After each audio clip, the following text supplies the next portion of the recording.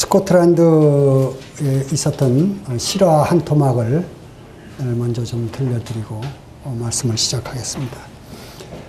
그 스코틀랜드의 아주 그 부유한 부잣집에서 파티가 열렸는데요. 근데 그 음식을 나르던 하인이 그 유색 탄산수를 갖다 이렇게 아마 떨어뜨렸는가 봐요. 그래가지고 이 벽이 아주 깨끗한 벽인데 그 벽이 그냥 싹 이렇게 얼룩을 지도록 얼룩하도록 이렇게 그 탄산수가 튀어가지고 이렇게 이제 망가뜨려서 이 주인이 이제 몹시 마음을 상했는가 봐요. 근데 그 당시에 이제 이 파티를 열면은 하루만 파티하는 게 아니고 며칠씩 이렇게 했는가 봐요. 근데 그 다음날 모든 사람들이 이제 그 사냥을 나가게 됐는데 거기에 그 파티에 참석했던 유명한 그 화가가 있었는데 에드워드 헨리 랜드시어 경이라는 분이 아마 유명한 화가인가 봐요, 그 당시에. 근데 이 화가가 같이 그 사냥에 나가지 않고 이제 물감하고 붓하고 이런 그 그림 도구들을 꺼내가지고 거기다 그림을 그리기 시작했어요. 벽에다가. 그게 무슨 그림을 그렸냐면은 그 사냥할 때 보면 이제 그 사슴들을 주로 사냥을 많이 했는가 봐요. 그게 궁지에 몰린 수사슴 이라는 그런 그 그림을 그렸는데 그 작품이 현재까지도 아주 유명한 작품으로 남아 있는가 봐요. 그 벽에다 실제 그린 거예요. 그 벽에다가. 근데 그 궁지에 몰린 그 수사슴의 그림을 이제 그려놨는데 사냥 갔다 온 사람들이 보니까 그 얼룩얼룩 했던 그 벽이 사슴의 그 표정, 이제 궁지에 물려가지고 그 있는 그 표정하고 그 아름다운 숲하고 그 아름다운 그림들 보고 전부 다 탄성을 지를 정도로 아름다운 그림을 그렸던 것 같습니다. 아마 그 유명한 화가의 그림이 솜씨였던 것 같아요. 우리 주님은 그 헨리 그 경보다도 더 그림을 잘 그리시는 그런 하나님이신 것을 알고 또 정말 그 솜씨가 좋은 이 작품을 만드시는 하나님이신 것을 우리가 기억하죠. 그 볼품없는 그 벽을 얼룩얼룩한 그런 것들을 다 배경 삼아 가지고 그림을 아름답게 그렸다고 그러는데요. 우리는 어떻습니까? 우리는 저도 이렇게 보면은 잘 하려고 그러고 실패 안 하려고 그러고 또 뭔가 낙오되지 않으려고 그러고 뭔가 딴뜻하게 이렇게 잘하려고 이렇게 애를 쓰는데 하나님은 그렇지 않으신 것 같아요. 우리한테 우리가 싫어하는 것들을 많이 경험시키시는 것 같아요. 그렇게 되기가 싫어요, 저는. 실패하기도 싫고 또 잘못하기도 싫고 뭔가 빤뜻하게 잘 이렇게 드러나고 싶고 우리 모습은 그래요. 근데 하나님께서는 우리가 좋아하는 것만 경험을 시키는 게 아니고 실패를 많은 실패를 경험을 시켜요. 그래서 우리로 하여금 이제 우리의 본 모습을 보고 내 본래 존재가 어떤 존재인지 실패할 수밖에 없는 존재. 그 하나님 앞에 우리는 어떤 사람입니까? 저희는 한 번 가고 다시 오지 못하는 바람임을 기억하셨습니다. 너의 생명이 무엇이냐? 너희는 잠깐 보이다 없어지는 안개니라 그랬죠. 그게 바람에 비유하고 안개에 비유하고 주께서 사람을 티끌로 돌아가게 하시고 말씀하시기를 너희 인생들은 돌아가라 하셨사오니. 티끌에 비유하셨어요. 인생은 풀과 같고 그 영화는 풀의 꽃과 같다 그랬어요. 우리를 풀에 또 비유했죠. 또 바람에 불려가는 그 낙엽들 있죠. 우리의 인생을 그렇게 또 비유도 하셨어요. 그래서 하나님께서 보실 때 참 하찮은 존재들인데 하찮은 존재들이죠. 근데 머리를 꼿꼿이 들고 그리고 정말 자신만만한 사람들이 참 많이 있죠. 사도 바울이 다메섹 도당에서 거꾸로지고 그 당당했던 베드로가 3번이나 부인하고 그런 것들을 경험시켜요. 그러면서 우리 자신을 포기하고 하나님을 의지하도록 자기의 모든 것들이 이제 소진될 때, 그리고 내가 정말 아무것도 아니라는 것을 알 때, 그때 이제 하나님을 의지하잖아요. 하나님께서 우리가 싫어하는 것들을 경험을 시켜요. 그런 하나님이시. 그래서 오늘 말씀을 먼저 좀 읽겠습니다.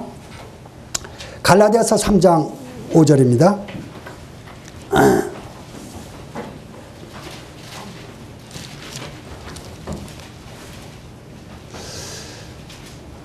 갈라디아서 3장 5절.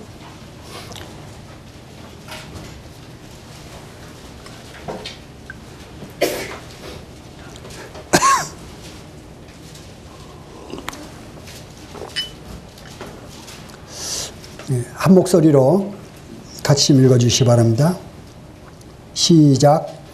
너희에게 성령을 주시고 너희 가운데서 능력을 행하시는 이의 일이 율법의 행위에서냐 듣고 믿음에서냐. 예, 감사합니다. 하나님은 우리 안에서 일을 하시잖아요.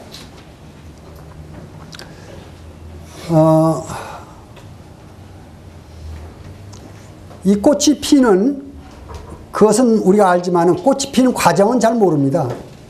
근데 그 고속 촬영기로 이렇게 촬영하는 걸 보면은 꽃이 이렇게 확 피었다가 또 이렇게 지는 그런 모습들이 보여요.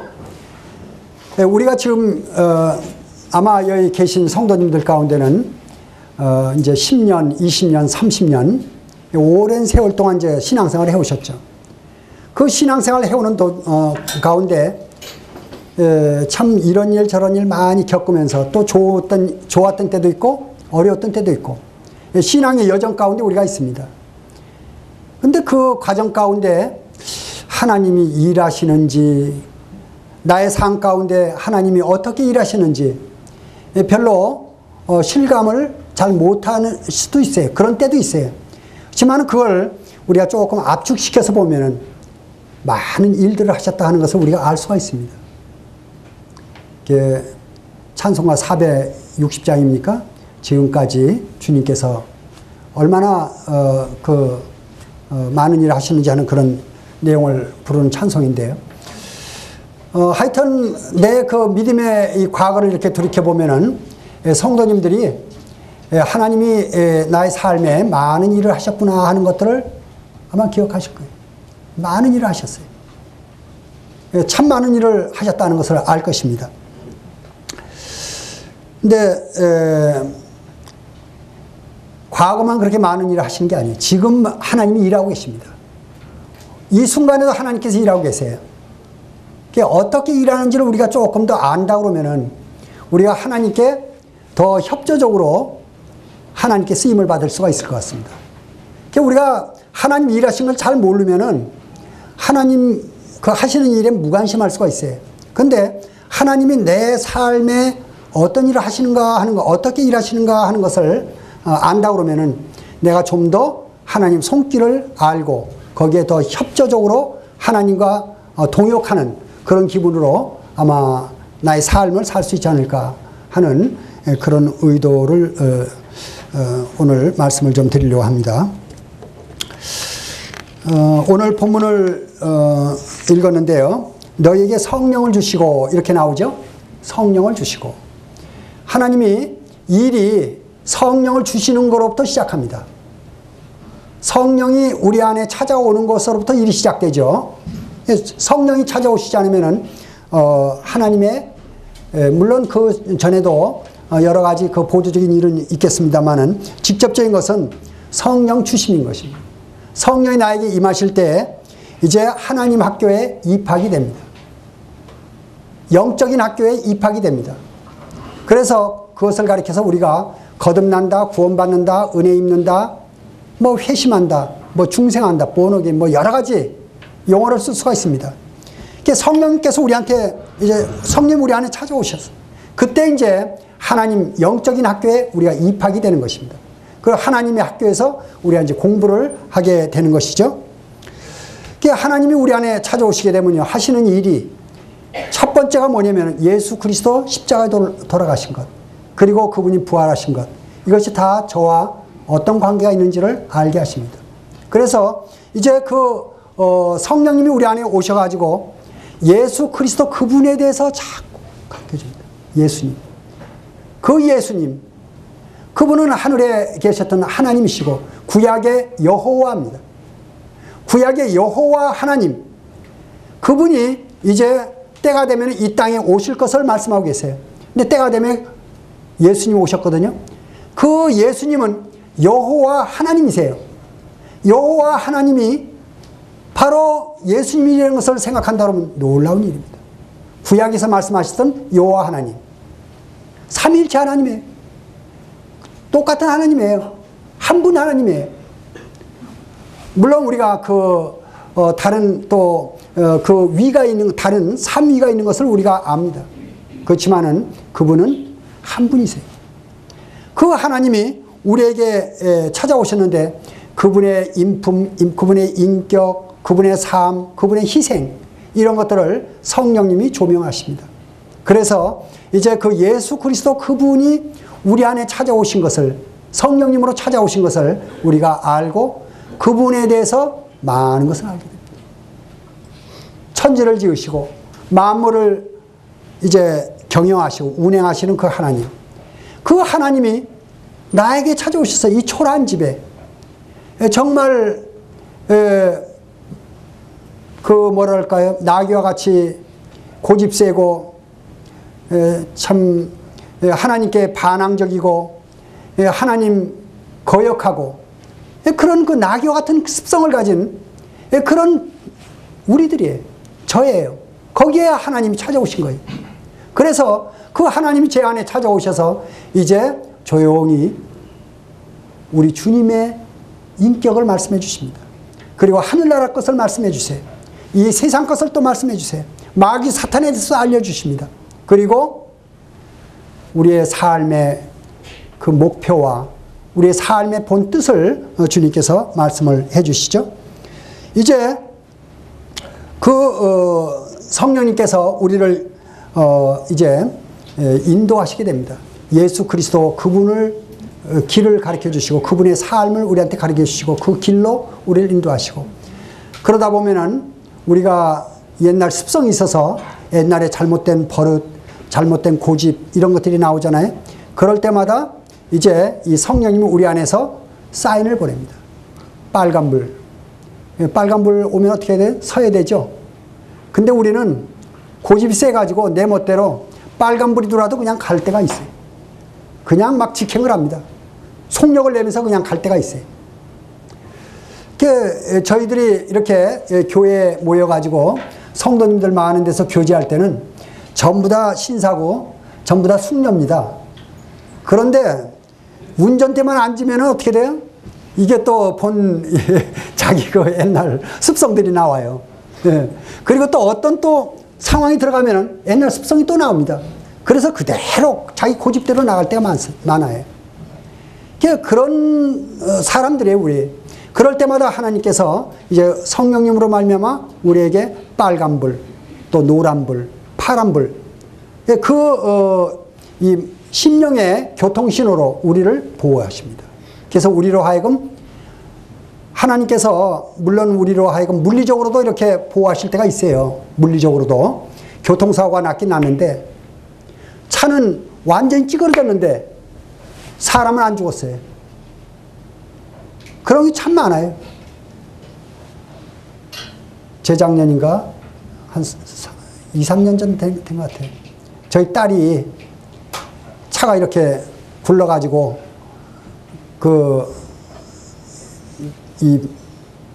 밭에, 조금 밑에 밭에 박혀 있는데 거기서 살아나왔어요.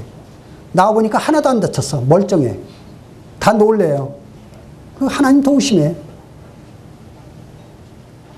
물리적으로 하나님이 이렇게 보여주실 때가 있어요. 그런데 보통 때 하나님은요, 그렇게 우리를 물리적으로만 보호하시는 게 아니고 우리 심령을 가지고 조절하십니다. 우리 10년 가운데 우리가 잘못 가잖아요. 그럼 힘이 빠져버려요. 임재를 놓치고 평안이 없어요, 마음에. 또 우리가 자꾸 하나님께서 우리 마음에 사인을 보내는데 우리로 하여금 이제 하나님께서 바른 길로 가도록 사인을 보내는데 우리가 그걸 알아채리지 못하고 자꾸 그걸 무시하고 교통신호를 무시하고 다른 길로 이렇게 갑니다. 가면은 하나님께서 다른 성도를 통해서라든지 세상 사람으로 인해서라든지 또는 어떤 환경을 통해서 우리에게 벽을 만나게 합니다. 그래서 돌이키도록 그런 일도 하세요. 하여튼 간에 우리가 원하지 않는 일들, 우리가 원하지만은 잘못된 것들, 여러 가지 상황을 통해서 하나님이 우리 안에 개입하고 계신다는 것을 가르쳐 주십니다. 우리 삶 가운데, 현재 삶 가운데 하나님이 개입하고 계세요. 그리고 우리를 이제 하나님이 주관하고 계세요. 그래서 우리들로 하여금 내 생애가 나 혼자 사는 게 아니구나. 하나님이 나와 함께 사는구나. 갈라디아서 2장 20절을 우리가 암송도 하고 찬송도 부르고 그렇지만은 보통 때 저를 보면 그래요. 하나님 의식이 별로 없어요. 내 안에 하나님 함께 하신다는 의식을 안 하고 나 혼자 그저 막 이렇게 노래 부르면서 혼자 갈 때도 많아요. 그건 내 생각대로 할 때도 많아요.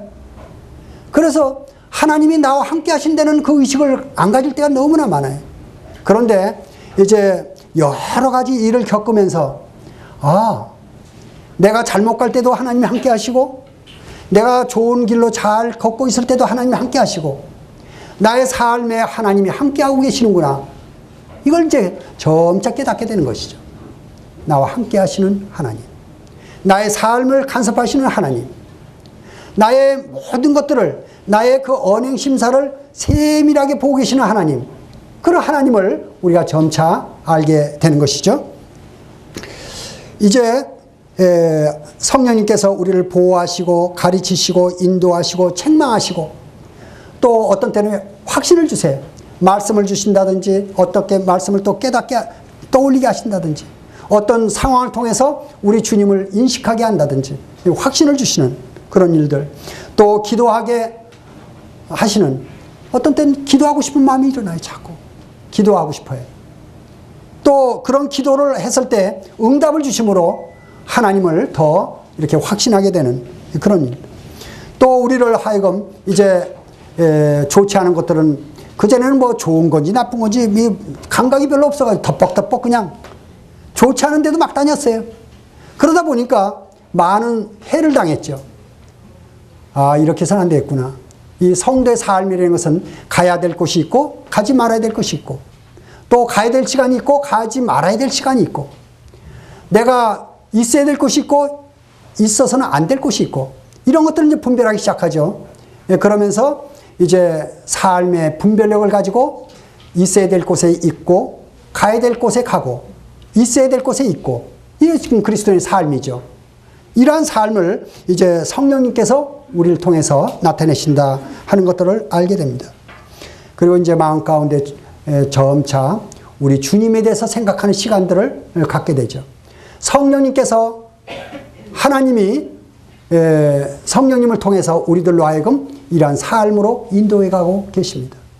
과거에 그렇게 우리를 인도해 오셨고 현재도 그렇게 하나님이 일하고 계세요. 그리고 앞으로 우리로 하여금 이제 점차 거룩한 삶을 살도록 성도에 합당한 삶을 살도록 예절을 갖춘 삶을 살도록 우리는 그전에 참 도덕성이라든지 예절이라든지 겉으로는 참 잘했어요. 겉으로는. 그래서 사람을 만나면은 이렇게 예의 바르게 하고 직장에서든지 가정에서든지. 하지만 이 내면 세계는 어떻습니까? 내면 세계는 예절이 없는 자들이에요. 사람이 없을 때, 혼자 있을 때, 또 하나님 앞에서 있지만은, 하나님 앞에 있지만은 하나님 의식 없이 그렇게 지냈던 적이 참 많이 있습니다. 그렇지만 점차 이제 내가 혼자 있을 때도 하나님 함께 있는 것을. 요셉이 이제 아무도 안 보는 가운데 보디발의 그 아내가 유혹했을 때, 미혹했을 때, 그때 내가 어찌 하나님 앞에 득죄하리요? 그랬잖아요. 우리 삶은 이제 사람 앞에서 살기 전에 하나님 앞에서 살고 있습니다. 하나님 그걸 우리한테 가르쳐 주세요. 그래서 우리 삶으로 하여금 하나님 안에서 이제 정말 거룩한 성도의 삶을 살도록 이렇게 하나님이 일하신 것들을 알게 됩니다. 바로 그 일을 위해서 성령님이 우리 안에 찾아오신 것이죠. 3장 5절 보면요. 너에게 성령을 주시고 그랬습니다. 우리의 성령이 와 있어요. 성령이 우리 안에 안 계시면은 구원받지 않은 것입니다. 구원받은 사람은 이 안에 성령이 와 계세요. 항상 함께 계십니다.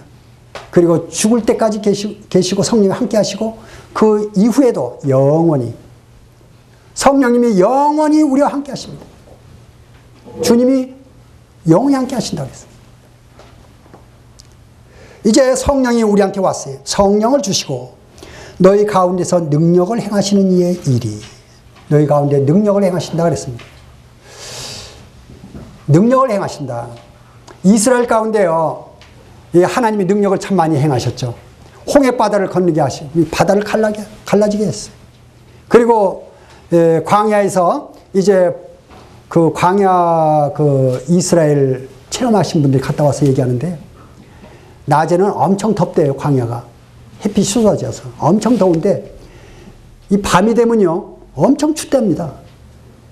그래서 그 실감하기를 밤에는 불기둥으로 이렇게 데펴주는 거예요. 밑에를 이렇게 훈훈하게 데펴주고 낮에는 구름기둥으로 해서 그 햇빛을 가려주는 거예요. 이 구름기둥과 불기둥으로 인도하시던 그 하나님, 또 반석에서 물이 나오게 하시고 또 만나를 내리시고 그리고 메추라기를 이제 동풍을 불게 해가지고 그 메추라기를 내려서 아주 먹기 싫도록 고기를 먹게 하고 그런 일들을 하셨어요. 이 이스라엘의 그 역사 가운데 보면은 하나님 참 기적적인 일을 많이 하셨습니다. 그런데 오늘날 우리 안에는 기적이 없느냐? 가장 큰 기적이 뭐냐면요. 사람을 변화시키는 게 가장 큰 기적이래요. 번개가 쳐가지고 뭐 벼락이 때리고 그런 게 아니고 이 세상에 가장 고집센 것이 사람이랍니다. 사람을 변화시킬 수 있는 어떤 것도 없대. 사람을 변화시킨다는 거예요. 하나님이 우리 안에 찾아오셔가지고요. 그 술주정뱅이를 술을 끊게 만들고 맨날 싸마던 사람이 나가서 싸마던 사람이 싸마 안 하게 만들고 노름꾼이 노름 안 하게 하고 이 사람 변화시킨다는 거예요. 어느 것도 어느 철학도 과학도 사람을 변화시킬 수가 없어요. 그런데 하나님 우리 안에 찾아오시게 되면 사람을 변화시킵니다. 우리는 잘 모르지만요. 아마 여기 계신 성도님들 구원받기 전에 그 삶을 생각해 보면은 지금하고 비교해 볼 때 많이 변해 있는 것을 알게 될 것입니다. 그리고 이스라엘 사람이 애굽에 있다가 이제 그 출애굽에서 가나안 땅에 이렇게 가고 있는 그런 과정 가운데 있을 때 그들이 애굽하고 비교가 돼 있듯이 우리가 이제 세상에 물론 지금도 세상이 있습니다만은 전폭적으로 세상에 거주하고 있던 그때와 지금과 이렇게 비교해 보면은 우리 차이가 많이 있습니다. 우리는 벌써 멀리 떠난 거예요. 세상하고 멀리 떠났어요. 지금 여기 성도님들이 이렇게 모여 있으니까 그렇죠.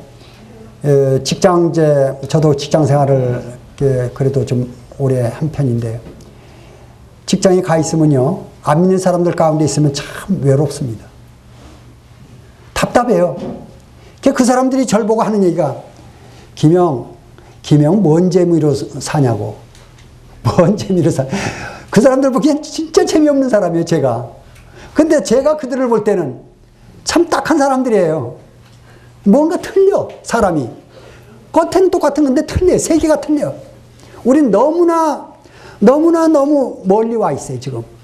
이제 우리는 세상에 돌아갈 수 없는 사람들이에요. 우리는 주님을 향해서 가고 있는 사람들이에요. 그렇게 하나님께서 우리를 변화시켜 왔어요. 앞으로 점차 이제 우리 주님을 닮은 사람으로 우리를 변화시켜 갈 것입니다.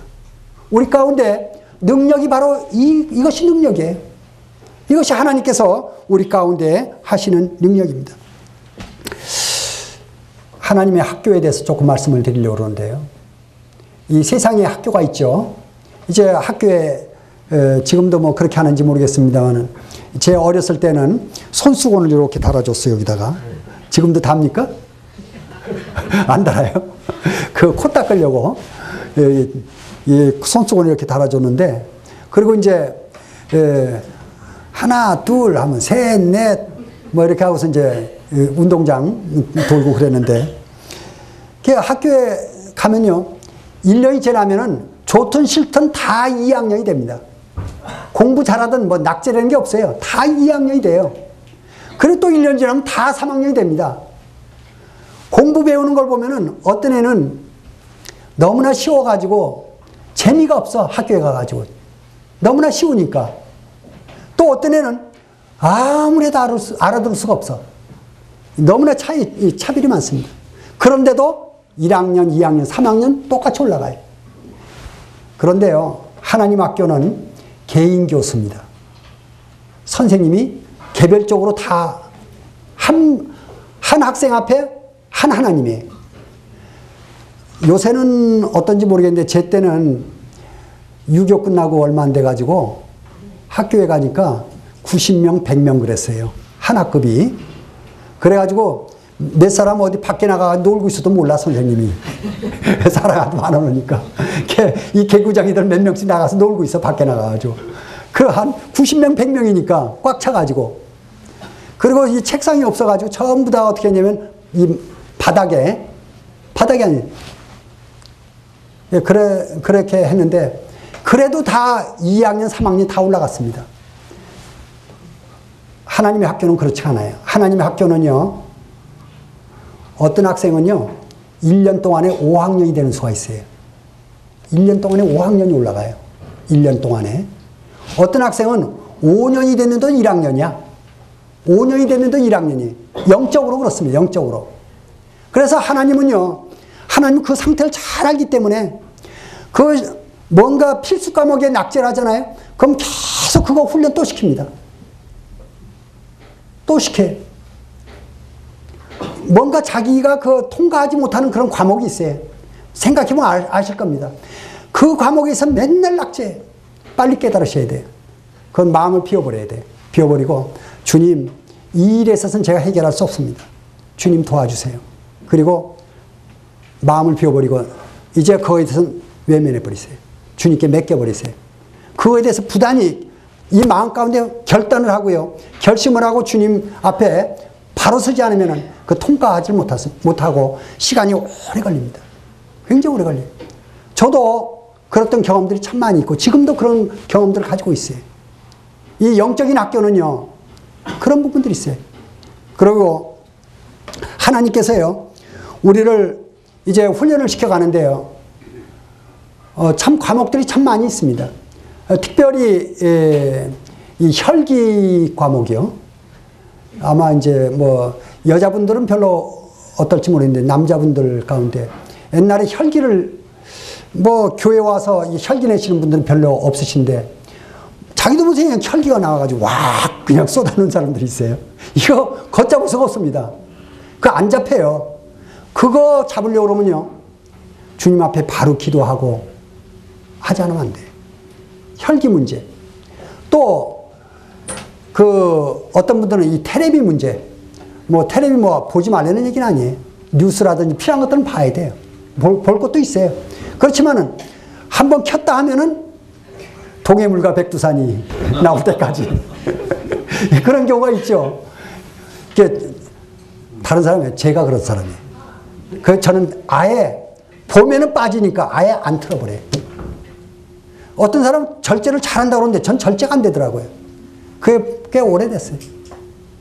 절제를 못하는 사람이에요. 그래서 안 되는 부분들은요, 돌아서 버려야 돼요. 그거에 대해서. 안 되는 부분들은. 또 어떤 분들은 뭐 과목이 다 틀려요. 여자분들 그 세밀한 과목들이 또 있을 거예요. 또 형제님들 과목이 있어요. 뭔가 자기 자신을 알아요. 안 되는 부분들, 맨날 실패하는 부분들. 그런 부분들에 대해서는 이제 눈을 감든지 아니면은 손을 붙들어 매든지 마음을 그쪽에 대해서는 닫아야 돼. 하나님께 간절히 기도하시고 정 안 되면 금식 기도라도 해야 됩니다. 그래서 그 부분을 통과해야 돼. 그 부분을 통과할 때 하나님께서 다른 차원의 또 신앙 훈련이 또 펼쳐집니다.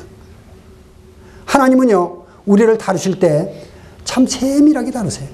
그리고 우리가 좋아하는 길로 인도하시는 게 아니에요.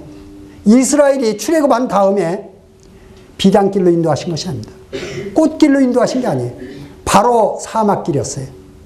저도 구원을 받을 당시에 참 구원받았으니까 이제 주님께서 나를 행복하게 해주시겠구나. 그렇게 기대를 했는데 지나다 보니까 그런 길이 아니었어요. 정말 이스라엘과 같이 광야의 길로 저를 통과시켰어요. 그리고 험악한 일들을 많이 만나게 했어요. 그러면서 제 자신이 얼마나 모난 사람인지, 지금도 마찬가지예요. 지금도 모난 부분이 많이 있기 때문에 여러 가지 어려운 일들이 있는 줄 압니다. 얼마나 육신적인지, 얼마나 이기적인지 하나님에 대해서 생각하기보다는 내 자신의 유익을 위해서, 내 자신의 이익을 위해서 이렇게 치닫는 이런 모습들을 보면서 하나님이 다루실 수밖에 없는 사람이라는 것을 알게 됩니다. 우리 체질이 그래, 체질이. 하나님이 우리를 그러한 사람들을 인 것을 잘 아시기 때문에 우리를 세밀하게 다루세요. 세밀하게 다루세요. 이제 다루시는 그 내용을 조금 말씀을 드리고자 하는데요. 그 교과서가 학교에 가면 교과서가 많죠. 예.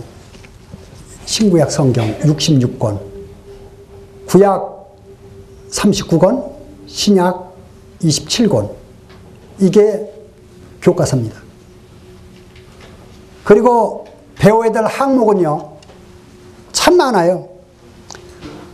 하나님에 대한 지식, 예절, 언어, 도덕, 무예도 가르칩니다. 태권도, 영적인 태권도를 가르쳐요. 어떻게 가르치느냐? 에베소 6장에 나오죠? 믿음의 흉배를 붙이고, 예? 소망의 투구를 쓰고, 또 말씀의 검을 갖고 이런 거 가르치죠? 그 영적인 싸움하는 법을 가르쳐줘요, 하나님이. 그럼 실제로 이제 그런 말씀을 읽고 개인적인 그런 실습을 통해서 터득을 해야 됩니다. 그런 부분들을. 그냥 넘어가는 게 아니에요. 하나님 앞에 말씀을 바로 읽고 그런 부분들을 적용해 나갈 때 이제 하나씩 하나씩 성도로서의 삶을 살아가는 것입니다. 인내와 연단, 온유와 겸손. 우리가 온유와 겸손도 배워가죠? 어느 정도까지는 온유한데 어느 정도 넘어가면 깨져요. 왁 하고 나옵니다. 예? 이 깨져요. 한계성이 있어요. 정말 우리 주님과 함께 하지 않으면요, 한계성 없는 온유에 들어갈 수 있는 그런 걸 우리한테 제시해 주시죠. 균형. 우리는 얼마나 우리는 뭐가 나는지 몰라요. 균형 잡힌 삶을 살지 못해. 어떤 때는 참 열심히 잘하는데 어떤 때는 그냥 널브러져 버려요. 나가자 버져. 게을르고. 어떤 때는 열심히 하고 어떤 때는 게을르고. 이 균형 잡히지 못한 말도 그렇고 행실도 그렇고. 이 균형. 절제 못하는 부분들. 섬세한 것, 긍휼, 사랑 이런 부분들이 다 우리가 배워야 될 과목들입니다. 이제 하나님께서 우리한테 그런 것들을 어떻게 가르치시냐면요, 말씀을 읽거나 들을 때 어느 메시지를 통해서 그런 것들을 이제 깨닫게 해주십니다. 아, 이런 부분은 내가 참 잘 못하구나.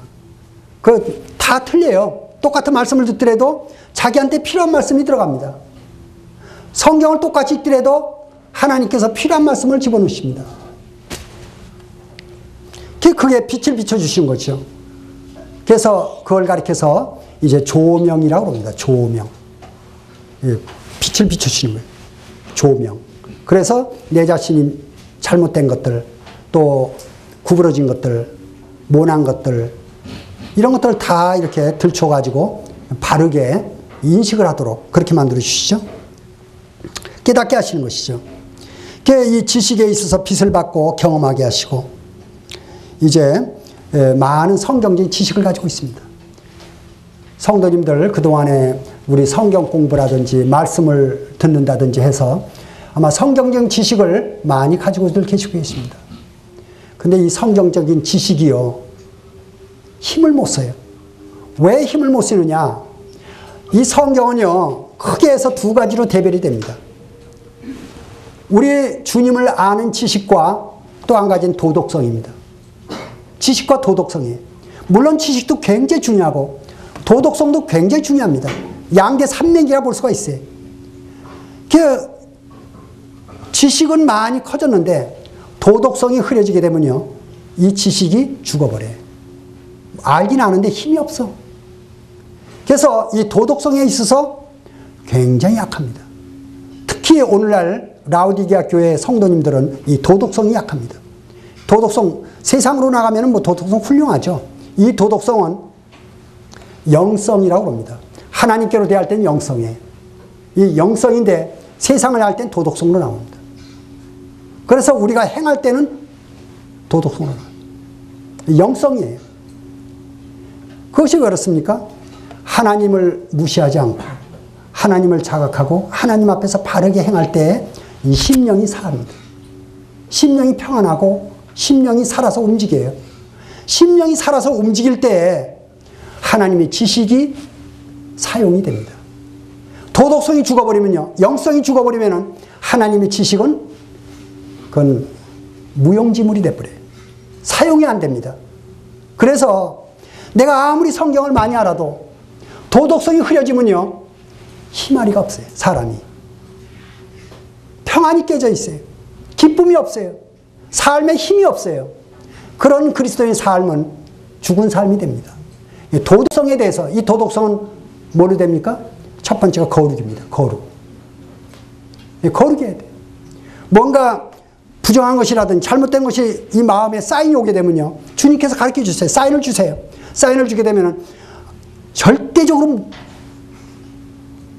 그거는 막아야 됩니다. 마귀가 오면 마귀를 어떻게 하라고 그랬죠? 성경에? 대적하라.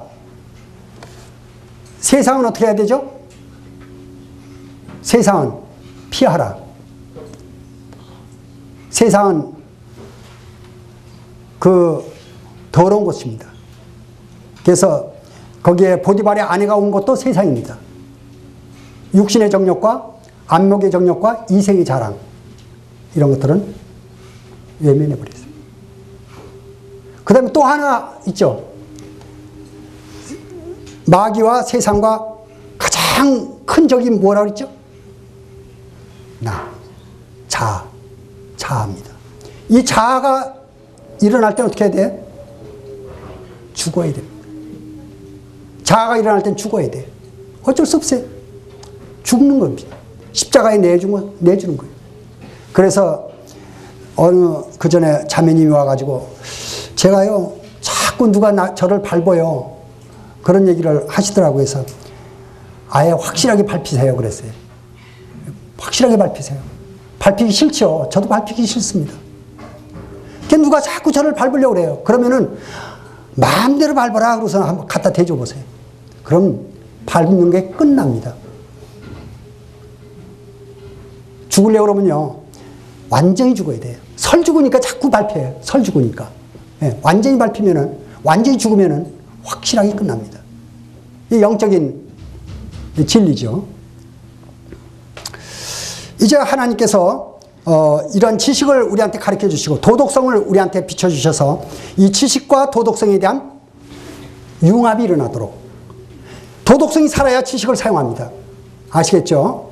그래서 삶 가운데 이런 부분에 눈을 뜨셔야 될 줄로 압니다.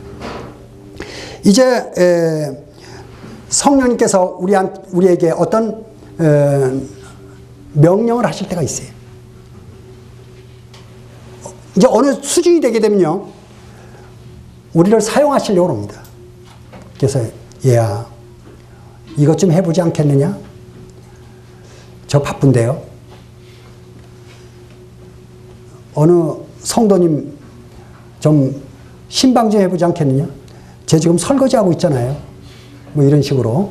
이제, 이 육신적인 그런 자기의 그 목소리가 나옵니다. 자기를 지키려고 하는. 그럴 때, 그런 것들을 많이 겪으면서, 아, 내가 성령의 음성을 무시하고 살고 있구나.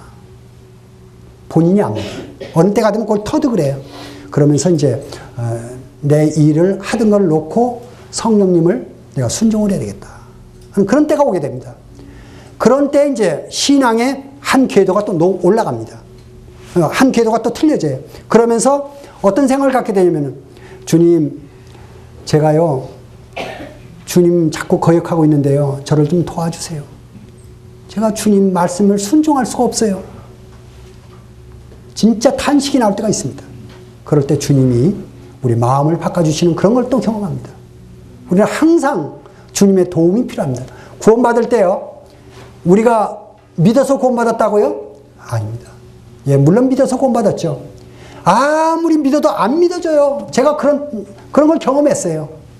그렇게 쉬운 복음인데 안 믿어지더라고요. 다른 사람 막 간증하고 눈물을 줄줄줄 흘리면서 좋다고 그러는데 저는 안 믿어졌어요. 나중에 믿어진 다음에 알고 보니까 주님 도우심이었어요. 주님이 도우신 거예요. 우리가 믿은 것은 내가 우리 주님이 십자가 돌아가신 거 그것이 얼마나 쉬워요. 그런데 알고 보니까 주님이 도우심이에요. 우리가 어떤 일을 할 때도 마찬가지예요. 정말 저는 그걸 어떻게 할 수가 없어요. 그걸 저 끊을 수가 없어요. 그럴 때 우리는 주님 앞에 엎드려야 됩니다. 주님 도와주세요. 저는 능력이 없어요. 저는 할 수가 없어요. 주님 도와주세요. 그럴 때 주님이 도와주십니다. 주님의 역사가 있어요. 주님이 우리를 도와주세요. 그리고 주님께서 우리들로 하여금 그것을 넘어갈 수 있도록 힘을 주십니다.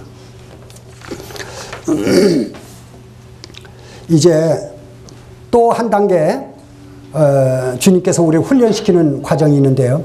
임재의 훈련입니다. 주님의 임재를 주님께서 우리가 죄를 지어서 잘못해서 임재를 놓치는 경험들을 많이 허락하십니다. 그런데 우리가 잘못도 안 했는데 임재를 느끼질 못하는 그런 훈련도 시켜요. 하나님께서는 다각도로 여러 면의 훈련을 시킵니다.